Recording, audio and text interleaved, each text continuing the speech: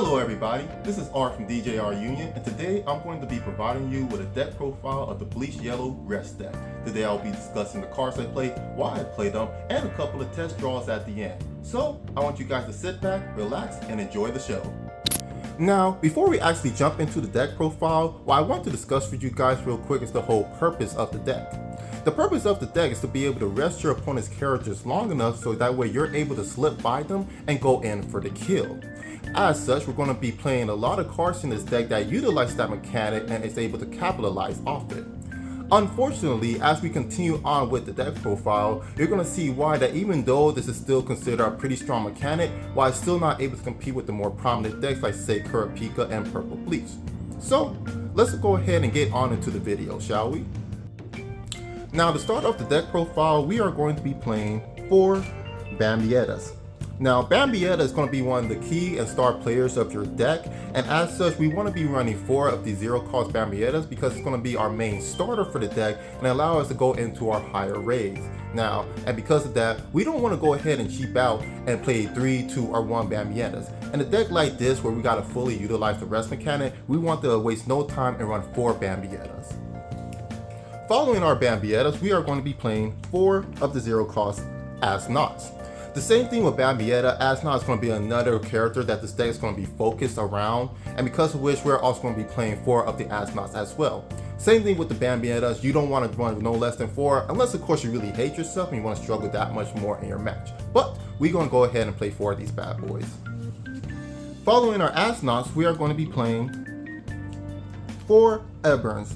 Now, like I stated in an earlier video, when it comes to building your deck and particularly running your zero cost, you want to be normally running 12 zero costs as your ideal and working up or down upon that ratio as you see fit. In this case, we're going to be using our 4 Airburns. And the reason we're going to be utilizing this card is because with the Bleach Yellow Rest deck, like I mentioned before, the whole purpose of the deck is to be able to rest your characters long enough to slip in to do enough damage. However, you're going to find that mechanic is not as easy as it seems. As such, we want to be playing a lot of early game cards like say Edburn, for example, so that way we are able to play it into our front line as early as our first turn and be able to get a little bit of damage in and then bring it back to the energy line to start fueling our later plays. As such, we're going to be running 4 of these to be able to utilize those early game mechanics. Now moving into our 1-drop, we're going to be playing the Roy Lloyd. Now, Roy Lloyd acts as another fodder to be able to go into your later plays. And times during the match, you're going to be going into situations where you don't have any of your fodder characters to raid into. So to be able to have a spare Roy Lloyd on the side to use as another fodder is a really nice touch to the deck, and I feel as though running 1 of them is a perfect need. Next on our 1-drops, we're going to be playing Mass Day Masculine. Now, as you can probably tell, Mass Day Masculine is one of those cards that you play onto your field and you're able to bounce the other card back to your hand to be able to generate the 2 energy. Now, we don't really play a lot of 2 energy generating cards in this deck, and that's mainly because our higher level plays only require 4 energy at the most. As such, there's no need to oversaturate our deck with a lot of 2 cost energy if we're not necessarily going to be using it. But why I do like running this card is because this card is a really good combo piece in the next card we're going to be running into. Going into our 2 energy costs, we are going to be playing 4 2-drop Bambiettas. Now, this Bambietta is one of the star players of the deck, and that's mainly because it's that on its when play its effect, you're able to target 1 character on your enemy's front line and switch it to resting. And in a deck where you want to be resting your character's front line as much as possible, this card works pretty well in utilizing that mechanic as well as leaning into some later on plays. Now, another reason why I like this card so much is that it works very hand in hand with Mass Day Masculine, because what you would probably want to do is you will play Bambietta, you're going to rest one of your enemy's characters, next you play Mass, pick Bambietta back up, and play it again. And that sequence, you're able to rest 2 of your opponent's characters so that way any creatures you have on the front line can slip in and start doing some serious damage to them. And it is because of this reason is that I'm playing 4 of the Bambiettas and 2 of the Mass Day Masculines to be able to capitalize and utilize this effect. Continuing on with our list, we are playing 4 of the 2-cost Opies. Now, I'm not going to lie, when this card first came out, I was roasting it heavily. I thought this card was terrible and it's not going to be used for anything. However, I decided to give it a test with the Yellow Bleach rest deck, and I found that this card is actually quite useful. Basically, what this card reads is that once it's on the front line and it's active, you can switch it to resting to rest any character on your opponent's front line. And what is so good about this effect is that there's no limitation on the type of character that you can rest. A lot of times with a resting mechanic, you're limited by the amount of BP the character has to have or doesn't have to be able to do so. But to be able to rest your character, to rest their character, I feel as though it's a pretty good use for this deck to be able to keep a character locked down long enough so that way you can slip past it and go in for the kill. Now to finish off our 2 energy costs, we are playing 4 of the jails. Now, the same thing as our Bambietas and our OPs, the jail allows us to take one character on the opponent's team and be able to rest it until the end of the turn. And this card is also a pretty good card, hence why I play a 4 of them, because a lot of this deck revolves about resting your characters and you want to be resting your opponent's characters so that way you can capitalize off the resting mechanic and swing in and kill your opponent. As such, running 4 of the jail is just another added bunch to the set to be able to keep your opponent's cards rested long enough. Now going into our 3 drops, we are starting off with 2 Silburns. Now, me personally, I love playing this card. As I mentioned in an earlier video, one of the key things I like about cards in this game is to be able to dig so many cards deep into your deck to find the card that you need. And especially in a game, once again, that doesn't really allow you to shuffle your deck as much, to be able to dig to me is super powerful. So the reason I'm playing Silburn is because of that reason, because it allows us that once it's on play, we are able to dig 3 cards deep and add any Stern Rider card from those 3 onto our hand. And in addition to that effect, it also has another effect that once it's already on the field and set to active, we can switch it to resting, sacrifice one of our characters, and repeat that same effect. Now, the reason I like that effect so much is that it's a really good effect when going into your mid and your late games, especially because of how many 0 and 1 costs and 2 costs that you're going to be putting on the deck, especially in your back line. You're going to be finding yourself that you're constantly stacking characters to be able to dig deeper into your deck for more answers. And because we only play 4 drops in the decks as our maximum amount of energy cost, we can actually afford to lose a couple of 0 and 1 cost characters, because it's not like we need to have a 2 cost generating or a 2 energy generating character on the field. And now we're moving into the Quincy Vol Stern Ditch. Now, this card acts the same way as any Bankai and any other deck, where it's that you play it and you are able to recover 2 of your action points. Once again, this is a non-negotiable. You run 4 of them. If you're not running 4, then yeah, please question that decision and start running 4. Now, next in our 3 drops, we are running 4 of the Fear.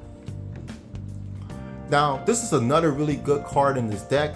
It's another card that basically states that, hey, you can take any character card on your opponent's front line and switch it to resting.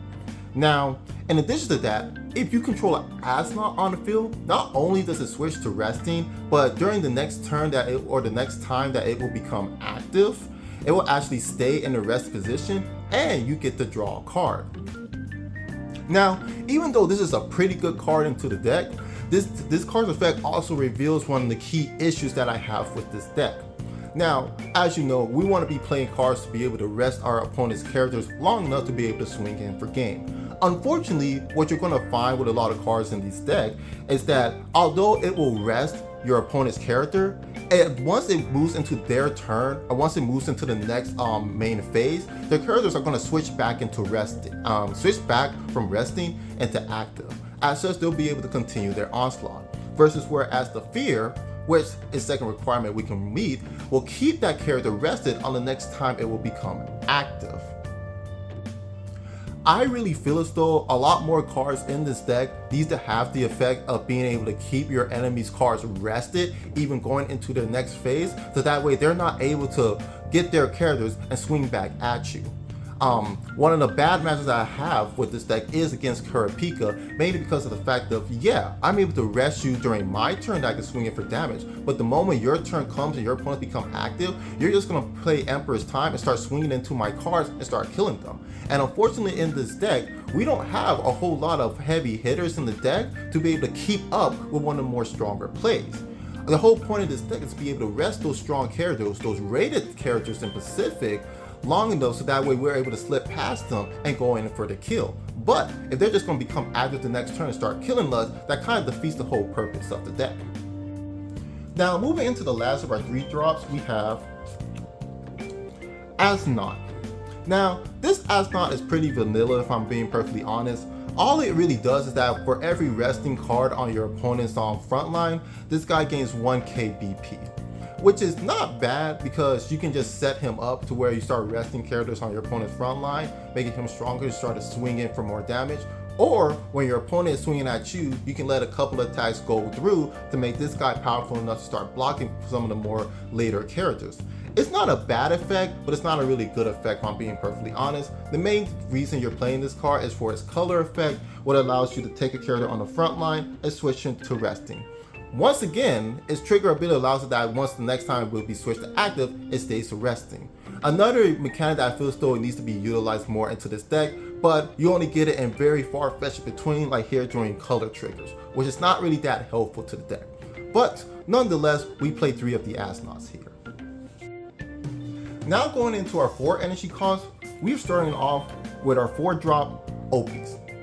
Now, same thing with the 2 energy Opies. I was roasting this character super hard. I was thinking this Morpheus wannabe looking mofo was a piece of crap, was trash, and wasn't really that helpful or useful for the deck. But once again, after playing it for some time, I was able to realize just how important this card really is.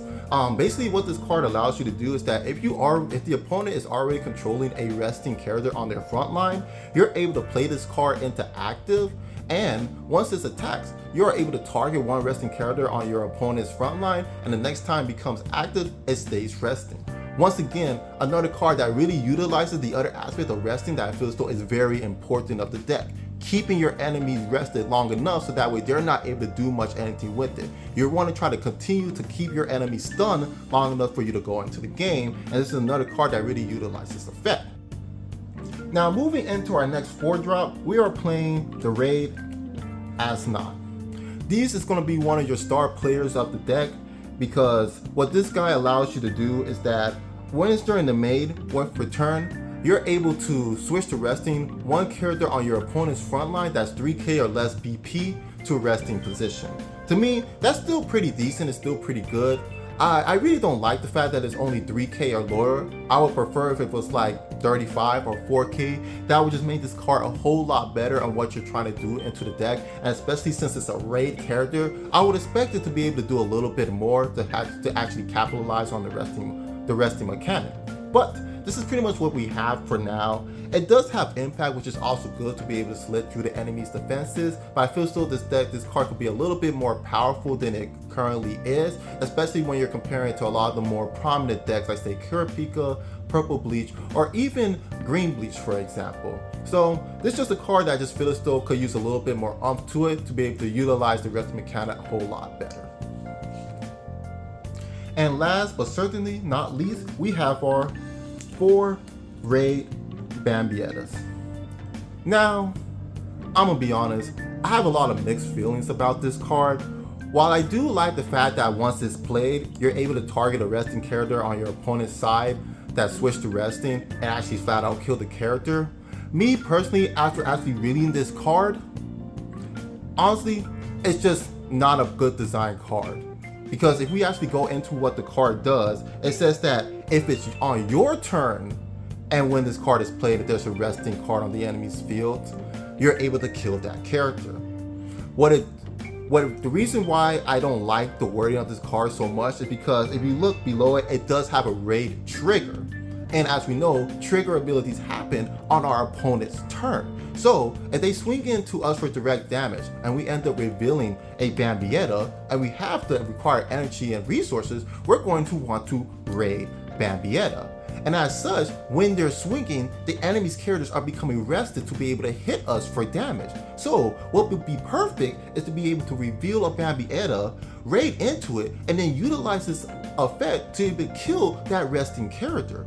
However, because the wording of this card specifically says on our turn, we can't utilize its effect for its raid or trigger raid ability. So now you have 2 effects that are really just contradicting each other and not allow you to fully pull out the full potential of this card. And it's really disappointing because to me, it just feels like bad card design, and that the people who made this card weren't really thinking about the effects of this card when they created it. Because to me, you can easily just make it so that way it's able to utilize this effect not only on your turn, but the other person's turn, especially with the amount of powerful cards that already exist into this game.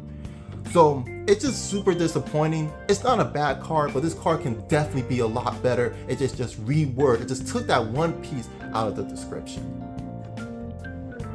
Now, that pretty much wraps up the deck profile portion of the video. If all you guys was really looking for was just the deck profile itself, you can go ahead and end the video right now. But for those of you who wants to continue to the end, now we're going to jump into performing a couple of test draws so that way you can see what type of hands this deck can provide, as well as how to play out some of the earlier portions of the game. Now that our deck is nice and shuffled, let's go ahead and see what our hands are normally looking like. So, 1, 2, 3, 4, 5, 6, 7. So, not a really bad hand starting out, and because of which we're going to go ahead and begin this match starting first. And we will start by playing our Bambietta on our first turn. We go into our next turn, we go ahead, draw another card, we have Jail. We still want to do some setup, so now we're going to go and play the second Bambietta, as well as we're going to be playing Opie onto our back line to generate 3 energy. And that will conclude our second turn. Going into our third turn, we now have our 3 actions to be able to utilize and start using some mechanics. And what we can really start doing now is that, what I will personally start doing is that I will start things off by playing my Bambietta, which of course will go ahead and set one of my opponent's monsters to resting if they have a creature on the field. And if that's the case, I can go ahead and follow that up by playing my Opie right here. Not only will I be able to play it into active on the front line, but then I can now start swinging with it and now target that rested character that Bambi rested and make sure that it stays resting going into their next turn. A nice real solid play that I have with this hand going forward, that I can really just go into building my board, resting the character, and utilizing the Opie to capitalize on that mechanic. As such, we still have our Asnot and we still have the Fear, another combo that we can play to say, hey, I can rest your character and keep it resting during the following turn. And of course, we have 2 jails to back it up as well. So this is just one of the board states we have and one of the key opportunities that we can make and the option that is available for us. Now going into our second test hand, let's go ahead and reveal and see what we get.